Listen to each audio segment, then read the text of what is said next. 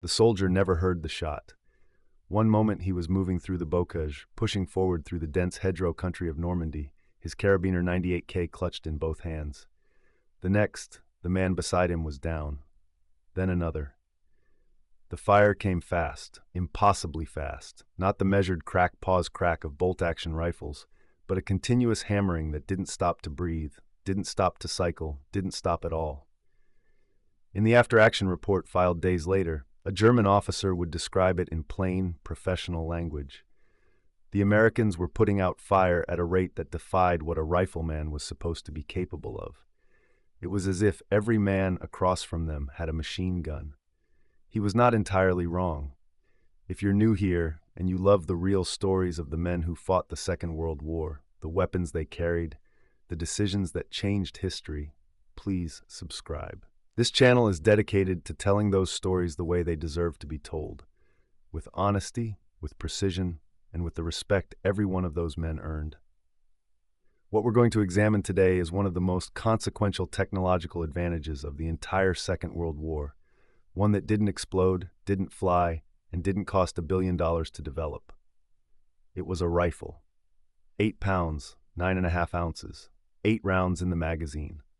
But in the hands of the American infantrymen, it was something the Wehrmacht had never properly prepared for. A weapon that could pour out aimed, accurate fire faster than any standard infantry arm in the German inventory. And the Germans, methodical, professional, deeply intelligent in their approach to warfare, recognized it immediately. What they did in response is a story of engineering brilliance, institutional stubbornness, catastrophic timing, and the hard lesson that in a war of this scale, getting something right 2 years too late is the same as getting it wrong. This is the story of the M1 Garand, the men who carried it, and the race Germany ran and lost to answer it.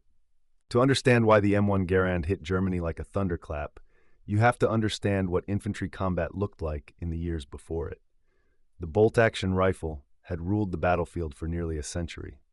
The Mauser Karabiner 98K, the standard German service rifle, was by any honest assessment a magnificent weapon. Accurate, reliable, beautifully engineered, chambered for a powerful 7.92mm cartridge. German soldiers trained to be precise, disciplined shots with it. In skilled hands, and many German infantrymen were very skilled, the 98K could put 5 rounds on a target with controlled, deliberate accuracy. The British Lee Enfield was arguably the fastest bolt action of the war. A trained British soldier could manage 15 aimed shots per minute in what was called a mad minute drill. That was considered exceptional. That was the upper limit of what the world expected from a rifleman. What the American M1 Garand offered was something different in kind, not just degree. John Garand was a Canadian-born machinist who went to work at Springfield Armory in Massachusetts in 1919. For 15 years, through Army politics, budget cuts, caliber changes, and repeated rounds of competitive testing, he refined a design that seemed almost too good to be true. A standard-issue infantry rifle that operated semi-automatically, meaning every pull of the trigger fired a round and loaded the next one without any movement from the shooter.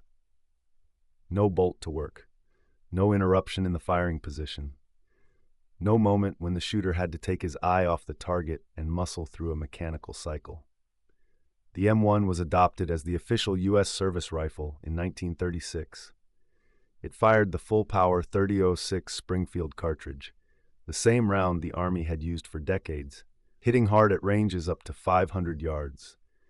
It held 8 rounds in an internal magazine loaded from a metal clip, and a trained soldier could put 24 accurate, aimed shots per minute downrange with it, nearly twice what the fastest bolt action could manage, and dramatically more than the standard German 98K. Put plainly, one American rifleman could put out roughly the same individual firepower as 2 German riflemen. In a squad of 8 men, that meant the American squad had the effective small arms firepower of 16 German riflemen. That is not a marginal advantage. That is a transformation of what infantry combat is. The Japanese troops who first encountered M1-equipped American soldiers in the Philippines were so startled by the volume of fire that they reported the Americans must be equipping ordinary infantrymen with automatic weapons. They could not believe that single soldiers were producing that rate of fire. The Germans were no less perceptive and far more alarmed. Germany had not been asleep. As early as the late 1930s, German firearms publications had described the M1 Garand in detail. German ordnance officers understood what a semi-automatic infantry rifle represented. The Heereswaffenamt, the Army Weapons Office, had assigned it a formal designation in their catalog of foreign equipment, the SAID 251A. This was the system the Wehrmacht used to track and assess every weapon in an enemy's arsenal. The Garand was in the file. The Germans knew what it was. But knowing about a problem and solving it are different things. And Germany, in this case, compounded the challenge with a technical requirement that would hobble its engineers for years. In 1940, the Heereswaffenamt issued specifications for a new German semi-automatic rifle. Two firms received the contracts, Mauser and Walther. The requirement seemed reasonable on its surface. The rifle must not use a gas port drilled into the barrel to operate the loading mechanism. German engineers were skeptical of gas ports, believing they would corrode, erode, and fail over time. This was, as it turned out, a solution to a problem that did not exist. The M1 Garand used exactly such a gas port and suffered no significant issues with it across millions of rounds. But the requirement stood, and both Mauser and Walther had to design around it. The result was a pair of rifles that found complicated mechanical ways to trap gas at the muzzle and use it to drive the action. It worked, technically, but the mechanism was heavy, complex, and sensitive to fouling. Both the G41M, the Mauser design, and the G41W, the Walther design, emerged from testing with serious reliability problems. The Mauser version was effectively a failure from the start. Only around 6,600 were ever produced, and nearly a quarter were returned as unusable. The Walther version fared better, but field reports from the Eastern Front told the same story. Complex mechanisms, excessive fouling, breakdowns under the mud and cold and grime of combat. The German soldiers who carried these rifles often preferred to fall back on their 98K bolt actions rather than trust a semi-automatic that might jam when they needed it most. And then Germany invaded the Soviet Union, and the world changed again. Operation Barbarossa launched in June 1941 with 153 German divisions rolling east across an enormous front. Among the early shocks, and there were many, was what the Germans found in the hands of certain Soviet units. The Red Army had been equipping its infantry with the SVT-40, a semi-automatic rifle designed by Fedor Tokarev. The SVT-40 was not as refined as the Garand. It was heavier, harder to maintain, and the Soviets never produced enough to make it a universal issue weapon. But its gas-operated mechanism was elegant in its simplicity. A port drilled into the barrel about 1/3 of the way back from the muzzle, directing gas pressure to drive a piston and cycle the action. Clean, mechanically obvious, exactly what the German Rifle Board had forbidden its own engineers to use. German soldiers and ordnance officers who examined captured SVT-40 rifles in 1941 understood the lesson immediately. The Soviet design was not just as good as the German semi-automatic concept. It was better because it was simpler. The restriction that had been placed on German designers was not a safety requirement. It was an institutional bias, and it had cost Germany 2 years. Walther was ordered to redesign, working from the G41W and incorporating the SVT-40's gas system. Walther engineers produced the Gewehr 43, the G43. The design was accepted by the Wehrmacht in October 1943, more than 7 years after the M1 Garand had entered American service. The G43 was a genuinely good rifle. It fired the standard 7.92mm Mauser cartridge.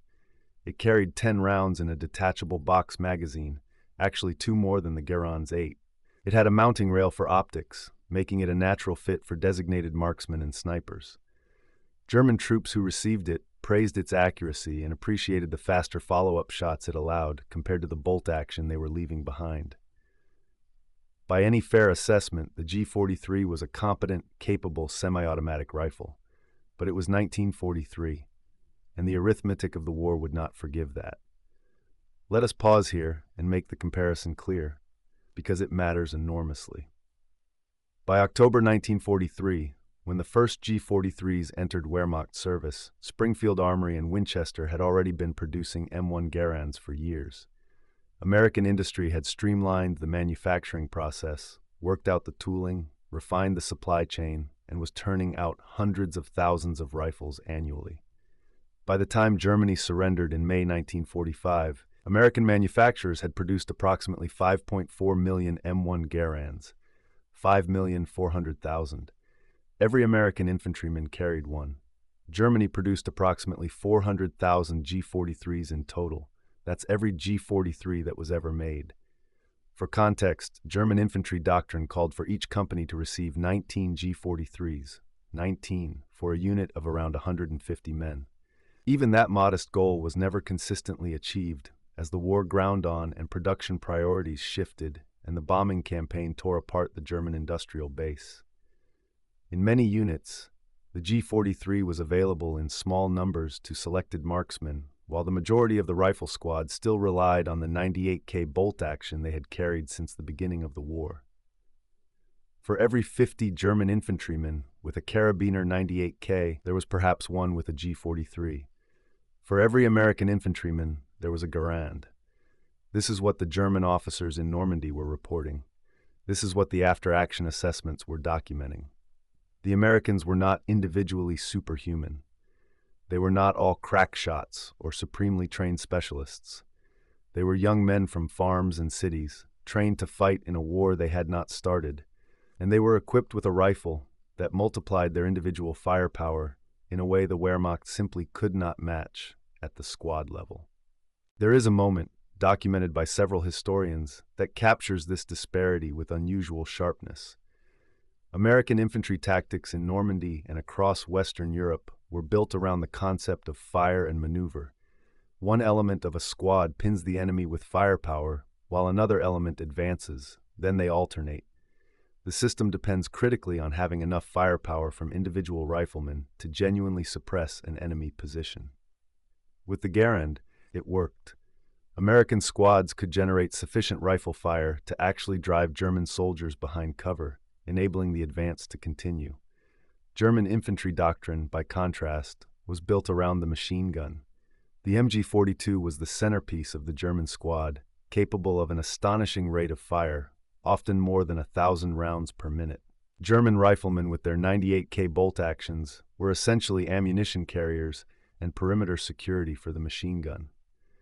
The system was devastatingly effective in defense, which is partly why the war in Western Europe took as long as it did. The MG42 at the center of a German defensive position could cut down an advancing force with brutal efficiency. But it reveals something important. Germany knew, at the doctrinal level, that its individual riflemen could not generate the firepower needed for the offensive fire and maneuver tactics the Americans were employing. The machine gun compensated for the bolt-action rifle's limitations. The Americans didn't need a separate weapon to compensate. Their rifle was the compensation. Field commanders on both sides of this equation understood what was happening. German officers who had fought in North Africa and Sicily had already encountered Garand-equipped American infantry. Their reports moved up the chain of command. The problem was not a mystery. The problem was that by the time Germany had a partial solution, the G43 in limited numbers, the industrial and strategic position had shifted so far against them that no new rifle could change the outcome. There is another dimension to this story that rarely gets told, and it sits at the intersection of industrial capacity and national will. John Garand received no patent royalties for the M1 rifle. He was a civil service employee. He worked at Springfield Armory on a modest government salary, and the rifle he designed, the weapon that arguably did more to equip the American infantrymen than any other single development, earned him nothing beyond a medal for meritorious service in 1941 and another government commendation in 1944. A bill was introduced in Congress to award him $100,000. It did not pass. Meanwhile, the rifle he designed was being manufactured by the millions. Springfield Armory, Winchester, later other producers. The tooling was perfected, the process refined, the supply chain organized with a precision that American industry had developed across decades of mass production. The same industrial logic that put automobiles in the garages of ordinary Americans and farm machinery in the fields of the Midwest was now putting semi-automatic rifles in the hands of infantrymen at a scale no other nation on earth could match. Germany, for all its engineering excellence, could not replicate this. German manufacturing in the early war years produced extraordinary weapons, the Tiger tank, the MG42, the 88mm gun. But German manufacturing was craft-intensive, skilled labor-intensive, and organized around quality rather than volume. American manufacturing was organized around volume, and it turned out that in a war of this scale, volume was what mattered. By 1944, American bomber crews were systematically destroying German industrial capacity. Assembly plants, rail yards, fuel supplies, the infrastructure that turned raw materials into finished weapons was being degraded every week. German production of the G43 peaked in 1944 at around 280,000 rifles. For perspective, Springfield Armory alone was producing M1 Garands at rates several times higher. The race was over before it properly began. It is worth asking, and worth answering honestly, did the M1 Garand win the war? The honest answer is no. No single weapon wins a war of this scale. The MG42's defensive firepower was so formidable that it leveled the battlefield in ways that prevented the Garand from being simply decisive. American artillery, highly mobile, extraordinarily accurate, and lavishly supplied with ammunition, was by many accounts the most important single factor in American tactical success in Western Europe. Air superiority, logistics, leadership, the collective weight of the Allied coalition, all of these things mattered enormously. But here's what is true. The M1 Garand gave every American infantryman a firepower advantage over his German counterpart that the German army never adequately solved. It shaped tactics, it shaped confidence. It shaped the daily calculus of every infantry firefight from Kasserine Pass to the Rhineland. And the Germans, who understood it from the beginning, who cataloged it and studied it and tried to answer it, ran out of time. There is something almost elegiac about the G43. 400,000 rifles produced under the bombs in the last years of a losing war by engineers who understood exactly what the problem was and solved it, just too late in too few numbers, with too little left of the industrial base to change what was coming. German soldiers who carried the G43 at the Battle of the Bulge, at the Hurtgen Forest, in the desperate defensive fighting of 1945, they had finally a rifle that could match the American pace of fire. There just weren't enough of them. Consider what the German infantryman in late 1944 was actually experiencing. On the Eastern Front, Soviet troops with Mosin-Nagant bolt actions had largely been replaced in forward units by the PPSH-41, a submachine gun that poured out pistol-caliber rounds at a staggering rate. On the Western Front, American infantry arrived at the fighting with Garands and bars, a combination that could lay down an enormous weight of .30 caliber fire at combat ranges. The German squad, for all the excellence of the MG42 at its center, was fighting an increasingly asymmetric battle in terms of individual weapons. The StG-44 assault rifle, the Sturmgewehr, which Hitler himself had renamed in a burst of propaganda enthusiasm, was Germany's most innovative answer to this problem.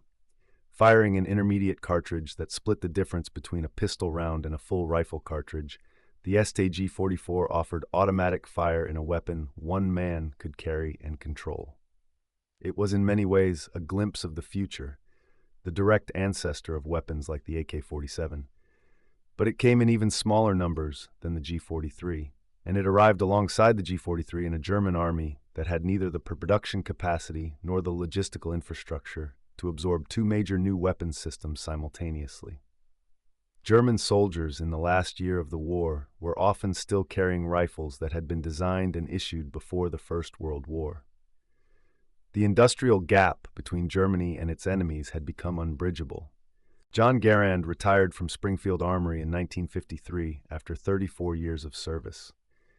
He never became wealthy from his invention. He never sought the spotlight. He was a machinist who believed in doing his job carefully, and his job had been to build the best infantry rifle the Army needed, and he had done that. There is something quietly remarkable about his story. Here was a man born in Quebec, an immigrant to the United States, who spent his entire professional life in government service at a facility in Massachusetts, drawing a modest salary, never building a private fortune. The rifle he designed was not patented for his personal enrichment. As a government employee, the work belonged to the Army. He received commendations, modest recognition, the respect of his colleagues. And the rifle bearing his name went to war in the hands of 5 million American soldiers and Marines. It is hard to think of another weapon designer in the history of the 20th century whose work made such a direct and tangible difference to the men who carried it. When veterans of the Second World War were interviewed in the decades after the war, the M1 Garand came up again and again, not as a piece of equipment to be catalogued, but as something closer to a trusted companion. Men who had carried it through the Pacific or across Europe described it with a specific affection that goes beyond the mechanical. It was heavy. 9.5 pounds is significant weight over long marches. It had its quirks. The system of the en-bloc clip meant you couldn't easily top off the magazine mid-engagement the way you could with a detachable magazine rifle. But it was reliable. It was powerful. It was accurate. And it was there in the hands of every rifleman, every day, from the day America entered the war to the day the last battles were fought. General George Patton, who was not a man given to easy praise, who had strong views about weapons and the men who carried them, called the M1 Garand simply the greatest battle implement ever devised. That assessment has held up. The rifle served through World War II, through Korea, in the hands of American allies across the globe. After the war, the tooling was shipped to Italy, where Beretta used it to produce M1 Garands for the Italian army and later the BM-59. When allies needed rifles, they were often given Garands. Even in the 1950s and 60s, the rifle was equipping soldiers on multiple continents. The German soldiers who faced it in Normandy, in Italy, in the Hurtgen Forest, and the Ardennes came away with a uniform understanding. The Americans were better armed at the individual level, not because their soldiers were more skilled, not because they were braver or more motivated. German soldiers demonstrated courage of an extraordinary kind throughout the war, regardless of the cause they served. But because one man in New England, working on a modest government salary, had spent 15 years solving a problem that the entire Wehrmacht never fully solved. The M1 Garand's en-bloc clip ejected with a distinctive metallic sound when the last round was fired, the so-called ping that became part of American military folklore. There is a persistent story that this sound gave away a soldier's empty rifle to the enemy, who would then rush forward knowing the American was momentarily out of ammunition. It's a compelling story. Veterans retold it for decades, and it found its way into films, books, and conversation. Most military historians today consider it largely a myth.